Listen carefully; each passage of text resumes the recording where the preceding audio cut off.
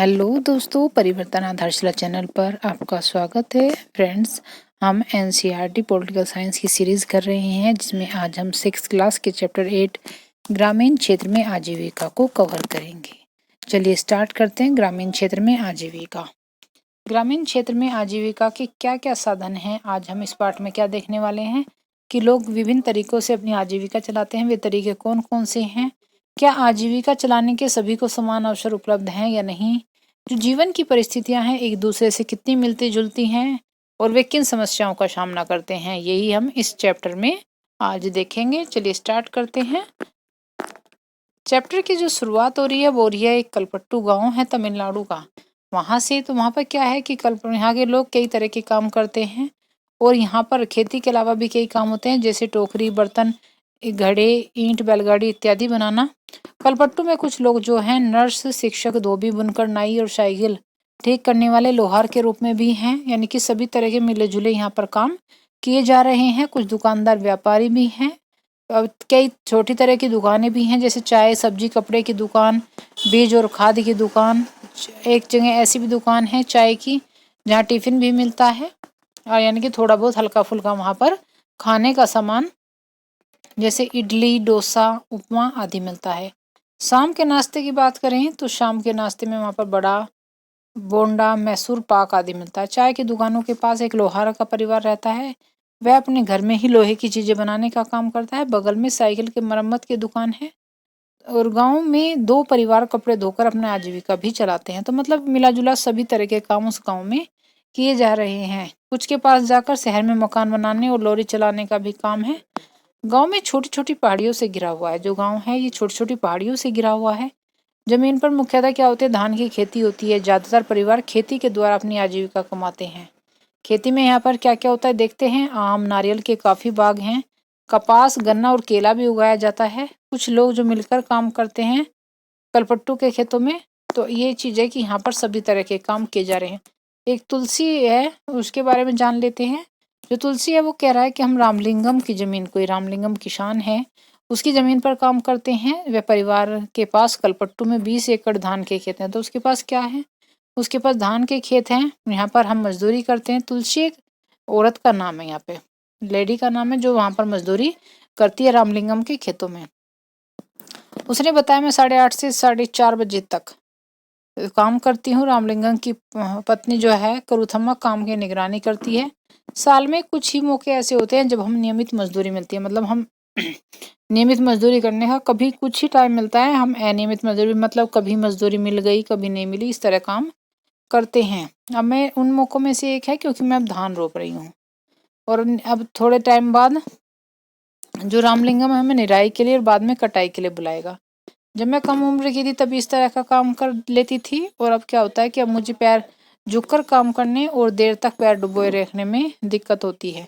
रामलिंगम एक दिन के 40 रुपये देता है मजदूरी की, और मजदूरी का रेट हालांकि यह कम है, लेकिन वो क्यों इसलिए काम कर रही है, वो इसलिए कर रही है कि उसे भरोसा है कि वह और किसी को नहीं बुलाएगा। जब भी उसे जरूरत पड़ेगी मुझे ही, मतलब और कहीं मजदूर नहीं ढूंढेगा, मुझे ही बुलाएगा।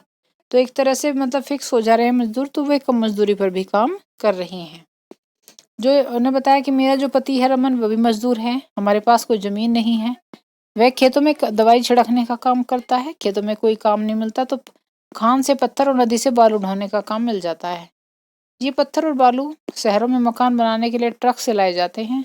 शहरों में काम करने के अलावा, खेतों में काम करने के अलावा मैं घर का सारा काम करती हूँ। खाना बनाती हूँ, कपड़े धोती हूँ, सफाई करती हूँ, दूसरी औरतों के साथ जंगल से लकड़ी भी लाती हूँ, और 1 किलोमीटर दूर बोरवेल है जहाँ से पानी लेकर आती हूँ।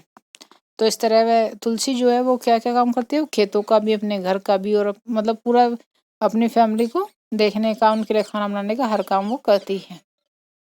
वो बोलते हैं कि मेरा पति जो है घर का सामान खरीदने, साग सब्जी खरीदने मेरी मदद करता है। नेक्स्ट पॉइंट देखते हैं। उन्होंने बताया कि हमारी 2 बेटियां भी हैं, दोनों स्कूल जाती हैं। अब पीछे बीमार हो गई थी एक बेटी, तो उसे क्या हुआ, उस पर अस्पताल ले जाना पड़ा। इसके लिए उसे रामलिंगम से उधार लिया, और इसी उधार को चुकाने के लिए तो उसे अपनी गायें भी बेचनी पड़ी। तो वह अपने बता रही हैं कि हमारी आजीविका, जो हमारा जीवन है वो किस तरह का है, कि अगर हमें कभी एक्स्ट्रा पैसे की जरूरत पड़ती है तो हमें उधार लेना पड़ता है, और हो सकता है नहीं तो कुछ उसके लिए अपनी वस्तु भी बेचनी पड़े। अब तुलसी के ये हो गया है कहानी का। तो इन्होंने बताया कि गरीब परिवारों का बहुत सारा जो समय है वो पानी और जलावन की लकड़ी को लाने के लिए, मतलब जलाने के लिए लकड़ी को लाने में बीत जाता है और इन काम से उसे कोई पैसा नहीं मिलता। वे मजदूरी करके जो थोड़ा बहुत पैसा कमाते हैं उससे गुजारा नहीं होता और घर चलाने के लिए और ज़िंदगी बसर करने के लिए उन्हें अलग भी काम करना, ये वाला करना पड़ता है। और भारत ग्रामीण परिवारों में करीब 40% खेतीहर मजदूर हैं हमारे देश में। कुछ के पास ज़मीन के छोटे टुकड़े हैं, तुलसी की तरह कुछ भूमिहीन हैं, पूरे साल काम नहीं मिलता तो मजबूरन उन्हें दूर दराज के इलाकों में जाना पड़ता है। अब यहाँ पे बात होती है शेखर की। एक छोटा किसान है, मतलब जिसके पास थोड़ी ज़मीन है। वह बोलता है कि हमें धान लेकर अपने घर जाना है। मेरे परिवार ने अभी अभी फसल की कटाई पूरी की है। हमारे पास बस 2 एकड़ ज़मीन है। हम अपने खेत का काम खुद ही कर लेते हैं। कई बार कटाई के लिए दूसरे छोटे किसानों की मदद लेता हूँ, लेकिन बदले में उनके खेतों में कटाई करवा देता हूँ। तो छोटा किसान है तो वो और किस बदले में एक दूसरे खेतों में भी काम करा देता है। आगे शेखर बताता है कि व्यापारी मुझे उधार पर बीज और खाद दे देता है। इसे चुकाने के लिए मुझे थोड़े कम दामों पर उसे धान बेचना पड़ता है। मतलब जो मेरे पास धान होता है तो मैं उसे कम दाम पर धान दे देता हूँ क्योंकि मेरा उधार है उस पर। अगर बाजार में मैं उसे बेचूँ तो हो सकता है ज़्यादा पैसे मिल जाएं, लेकिन क्या है कि उधार भी तो चुकाना है। व्यापारी ने अपने किसानों को याद दिलाने के लिए अपने एजेंट भेजा कि जिन किसानों ने उधार लिया वे अपना धान सिर्फ उसी को बेचे, मतलब अलग कहीं धान नहीं बेचना, पहले जिनसे उधार लिया है पहले उसी को धान बेचे। मुझे अपने खेत से 60 बोरी धान मिला। इनमें से मैं कुछ में से उधार चुका दूंगा, बाकी घर में लग जाएगा। लेकिन क्या होगा इससे, लेकिन यह जो है मेरे हिस्से में जो इतना भी धान आता है वह सिर्फ 8 महीने तक ही चल पाता है और मुझे ज़्यादा पैसे की ज़रूरत पड़ती है। और ज़्यादा पैसे के लिए मैं क्या करता हूँ, मैं रामलिंगम की जो ज़मीन है, चावल की मिल है, उस पर काम करता हूँ और वहाँ से पड़ोसी गाँवों से धान इकट्ठा करने में मदद करता हूँ। हमारे पास एक गाय भी है, उसका दूध हम सहकारी समिति में बेच देते हैं। रोज के खर्चों के लिए थोड़ा और पैसा वहाँ से मिल जाता है। आगे देखते हैं कर्ज लेने पर। जैसे शेखर जैसे किसान जरूरत पड़ने पर क्या होता है कि पैसा ले लेते हैं, कर्ज ले लेते हैं। अगर ये पैसा बीज, खाद और कीटनाशक खरीदने के लिए साहूकार से कर्ज लिया जाता है। अगर बीज अच्छी किस्म का नहीं होता तो फसल में कीड़ा लग जाएगा, पूरी फसल बर्बाद हो सकती है। बारिश ना होने पर भी फसल बर्बाद हो जाती है तो किसान अपना उधार नहीं चुका पाता। कई बार परिवार चलाने के लिए उन्हें और पैसा कर्ज के तौर पर लेना पड़ जाता है। तो क्या होता है इससे कि कर्ज के ऊपर अगर हमने कर्ज ले लिया तो कर्ज इतना बढ़ जाएगा कि कितने भी उसकी किसान कमा ले उसे चुका नहीं पाता। और वह इसी विपदा के कारण कई क्षेत्रों में किसानों ने कर्ज के बोझ तले दबकर आत्महत्या भी कर ली है। रामलिंगम और करुथम्मा के देखते हैं। जमीन के अलावा रामलिंगम के परिवार के पास एक चावल की मिल भी है। तो रामलिंगम क्या है, रामलिंगम एक बड़ा किसान है और बीज व कीटनाशक बेचने के लिए एक दुकान भी है। तो चावल की मिल भी है, कीटनाशक बेचने की दुकान भी है। चावल की मिल से उसने कुछ अपना पैसा लगाया था और थोड़ा सरकारी बैंक से उसने कर्ज ले लिया। उसने कुछ अपना पैसा लगाया चावल की मिल में और कुछ सरकारी बैंक से कर्ज ले लिया। वे कलपट्टू और आसपास के गाँव से ही धान खरीदते हैं। मिल का चावल आसपास के शहरों के व्यापारी को बेचा जाता है। इससे उसे अच्छी खासी कमाई हो जाती है। भारत के खेतीहर मजदूर और किसान की बात करें तो कलपट्टू गांव में तुलसी की तरह खेतीहर मजदूर भी हैं, शेखर की तरह छोटे किसान भी हैं, रामलिंगम की तरह बड़े किसान भी हैं। प्रत्येक 5 ग्रामीण परिवारों में से 2 परिवार जो हैं वे खेतीहर मजदूरों के हैं। ऐसे सभी परिवार अपनी कमाई के लिए दूसरों के खेतों पर निर्भर रहते हैं। इनमें से कई भूमिहीन हैं और कईयों के पास जमीन के छोटे छोटे टुकड़े हैं। शेखर जैसे छोटे किसानों को लें तो उनकी जरूरतों के हिसाब से खेत बहुत ही छोटे पड़ते हैं। 80% किसानों की यही हालत होती है कि गांव में केवल 20% किसान रामलिंगम जैसे बड़े किसान की श्रेणी में आते हैं। तो रामलिंगम जैसे तो केवल 20% हैं, जो छोटे किसान हैं वो 80% हैं। और ऐसे किसान गांव के अधिकतर जमीन पर खेती करते हैं। उपज का बहुत बड़ा भाग बाजार में बेचा जाता है। जो कई किसान जो हैं बड़े किसान, वे अन्य काम धंधे भी शुरू कर देते हैं, दुकान चलाना, सूद पर पैसा देना, छोटी फैक्ट्री चलाना। तो उनका क्या होता है, उनका काम और बढ़ता चला जाता है तो उनकी इनकम ज़्यादा होने लगती है।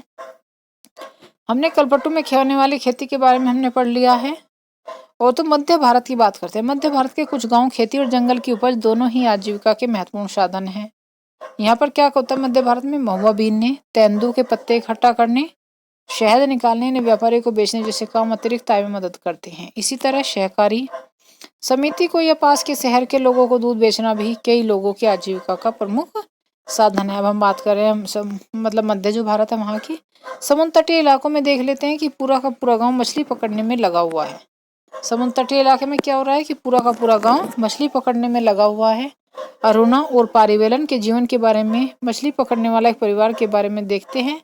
यह जो परिवार है पदुपेट नाम के गांव में रहता है और यह कलपट्टू के पास ही है। इससे पहले हम एक बार नागालैंड की सीढ़ीनुमा खेती देख लेते हैं। यह गांव है नागालैंड का चिजामी, नागालैंड के फेक जिले में है। चिजामी गांव का नाम है और नागालैंड के फेक जिले में है। यहाँ पर जो लोग हैं वो चखेसंग समुदाय के हैं। किस समुदाय के हैं? चखेसंग समुदाय के हैं। ये सीढ़ीनुमा खेती करते हैं क्योंकि पहाड़ों पर सीढ़ीनुमा खेती की जाती है। पहाड़ी की जो ढलाऊ जमीन होती है उसमें छोटे छोटे टुकड़े सपाट करके उसे इकसार किया जाता है, उसे सीढ़ियों के रूप में बदल दिया जाता है। मतलब पहले ऊंचा हिस्सा साफ करेंगे, फिर वो वहाँ पर समतल लगाने के बाद थोड़ा सा नीचे की ओर आएंगे, फिर वहाँ पर साफ करेंगे, तो वो एक क्या होता है, एक सीढ़ीनुमा खेती वहाँ पर होती है। वो ऐसे लगता है दूर से देखने में जैसे सीढ़ियाँ हैं। प्रत्येक सपाट टुकड़े के किनारों को ऊपर उठा देते हैं, पानी भरा जाए। यहाँ चावल की खेती के लिए ये चीज किनारे ऊपर उठ जाते हैं तो क्या होता है, पानी भर जाता है, तो चावल की खेती के लिए ये चीज अच्छी होती है। चिजामी के लोगों के पास अपने अपने खेत हैं, लेकिन वे इकट्ठे होकर एक दूसरे के खेतों को भी काम करते हैं और 6 से 8 लोगों का एक समूह बनाते हैं। और इकट्ठे क्या होता है कि पहाड़ के एक हिस्से पर घास पतवार साफ करते हैं, काम खत्म हो जाता है तो सारे समय इकट्ठे बैठ जो सारे समूह हैं इकट्ठे बैठकर खाना खाते हैं। कई दिनों तक ऐसे ही चलता है जब तक काम खत्म नहीं हो जाता। तो अब अरुणा और पारिवेलन की देख लेते हैं, जो क्या करते हैं, जो मछली पकड़ने का काम करते हैं। पदुपेट कलपट्टू से ज़्यादा दूर नहीं है। यहाँ के लोग मछली पकड़कर अपनी आजीविका चलाते हैं। उनके घर समुद्र के पास होते हैं। वहाँ चारों ओर जाल और कैटामरीन। कैटामरीन क्या है? कैटामरीन मछुआरों के पास एक छोटी सी नाव होती है। सुबह 7 बजे समुद्र के किनारे गहमा गहमी रहती है।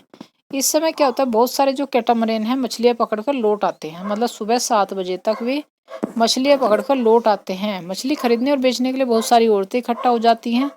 मेरा पति पारिवेलन, मेरा भाई जीजा और आज बड़ी देर से लौटे, मैं बहुत परेशान हो गई। वे हमारे कैटामरीन में इकट्ठे ही समुद्र में जाते थे और उन्होंने बताया कि आज वे तूफान में फंस गए थे।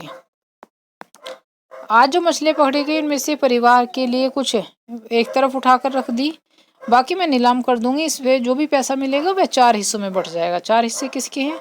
3 हिस्से उनके मतलब जो गए थे खुद अरुणा पारिवेलन का, और उनके साथ साथ कौन थे, उसका भाई और जीजा थे। तो 3 हिस्से तो उनके, और एक हिस्सा उसका होता था जिसकी नाव, जाल और जो अदर सामान होता था उसे मिलता था। और ये जाल और कैटामरेन और इंजन किसके थे? ये भी अरुणा और पारिवेलन के थे, तो वो हिस्सा भी उसी को मिल जाता था।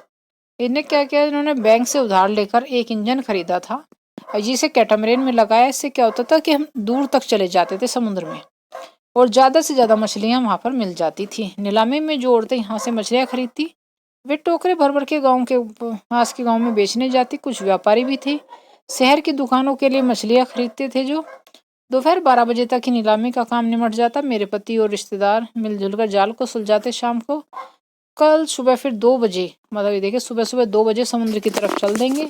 हर साल मानसून के दौरान क्या होता है कि 4 महीने तक वे समुद्र में जा ही नहीं पाते। तो मानसून में क्या होता है, मछली पकड़ने का काम बंद हो जाता है क्योंकि ये मछलियों के प्रजनन का समय होता है और हम व्यापारी से उधार लेकर अपना गुजारा करते हैं। इस कारण हमें मजबूरी में व्यापारी को मछली बेचनी पड़ती है। तो सेम वही प्रोसीजर हो जाए रामलिंगम के साथ हो रहा था कि जब उनका काम नहीं हो रहा होता तो वे क्या करते हैं, व्यापारी से ही उधार ले लेते हैं और बाद में उसे थोड़े से सस्ती उसमें मछली बेचनी पड़ती है और खुद नीलामी नहीं कर पाते। वे खाली महीना काटना सबसे मुश्किल होता है। पिछले साल सुनामी के कारण उनका जो कहते हैं बड़ा नुकसान हुआ। ग्रामीण क्षेत्र में आजीविका के साधन देखते हैं। ग्रामीण क्षेत्र में आजीविका, गांव में आजीविका के जो साधन होते हैं वे विभिन्न विभिन्न तरीकों से कमाते हैं। कुछ खेतीबाड़ी का काम करते हैं, कुछ अन्य काम करके अपनी आजीविका चलाते हैं। खेतों में कई तरह के काम शामिल हैं, जैसे खेत तैयार करना, रोपाई, बुराई, निराई और कटाई। फसल अच्छी हो इसके लिए हम प्रकृति पर निर्भर हैं। इस तरह जीवन ऋतुओं के इर्द गिर्द ही चलता है। बुआई और कटाई के समय लोग काफी जो व्यस्त हो जाते हैं। दूसरे समय में काम का बोझ कम रहता है। देश के अलग अलग क्षेत्रों में ग्रामीण लोग अलग अलग तरह की फसलें उगाते हैं। तो कभी ऐसा होता है काम ज़्यादा है, कभी कम हो जाता है, तो इस तरह का अलग अलग उनके आजीविका के साधन हैं। उनके जीवन की परिस्थितियों में उनकी समस्याओं में काफ़ी समानताएं पाई जाती हैं। लोग कैसे ज़िंदगी बसर करते हैं, कितना कमा लेते हैं, किस बात पर निर्भर करता है कि वे जिस ज़मीन को जोतते हैं वह कैसी है। कई लोग उस ज़मीन पर मजदूरों के रूप में निर्भर हैं। ज़्यादातर किसान अपनी ज़रूरतों को पूरा करने और बाजार में बेचने के लिए भी फसल उगाते हैं। कुछ किसानों को अपनी फसल व्यापारियों को बेचनी पड़ती है, जिनसे वे पैसा उधार लेते हैं।